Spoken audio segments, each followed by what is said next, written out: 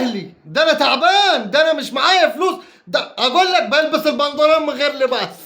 والله ما في فلوس في نادي الزمالك. ايه العمايل اللي انت بتعملها؟ انا عرفت الضربه دي جايه من فين. من الكابتن سيد عبد الحميد، والله حافظه وعهد الله حافظه. تلاقيه شاف اللاعب اللي عينه عليه نادي الزمالك ونادي الزمالك عاوز يخلص، وقال ايه ده؟ هذا فقير، والله يعطيه، والله اعطيك من المال مدد، والله فهمتني، والله اعطيه.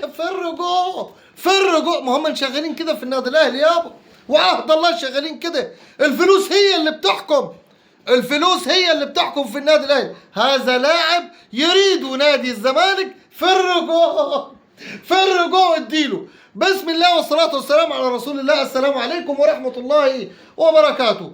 في حين ان نادي الزمالك كانوا بيقولوا، الله اعلم، ما حدش شاف كلام المجلس ده كتير، كان بيقولوا حامد حمدان مخلص مع نادي الزمالك وحيجي في يناير. ده كلام مجلس حسين لبيب الكذاب، وحط تحتيها مليون خط.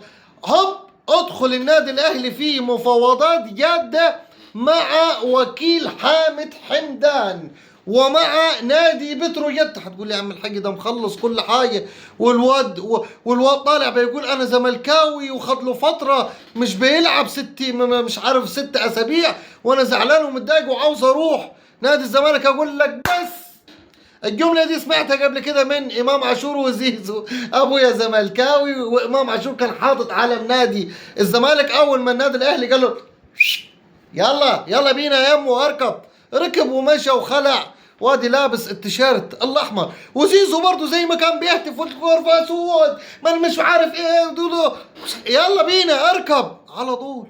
هتاجي على قرمط حامد حمدان يعني. طيب النادي الاهلي دخل فيه مفاوضات موسعه مع وكيل حامد حمدان، وخلي بالك والله من النادي الاهلي اللي دخل فيه المفاوضات ده وكيل حامد حمدان. هو اللي كلم سيد عبد الحفيظ، قال له تعالى عاوزين نخلص. قال له انا سمعت ان حامد حمدان مخلص اموره ومخلص ظروفه ومخلص الدنيا كلها وخلاص هيلبس تيشيرت نادي الزمالك. قال لا ده قبل الازمه الماليه. الله، قال له هو انت مش عامل عقد؟ قال له لا يا ولدي، ما عد عليكم رب، لا يا ولدي، ما شفتوا مش عارف مين، لا يا ولدي.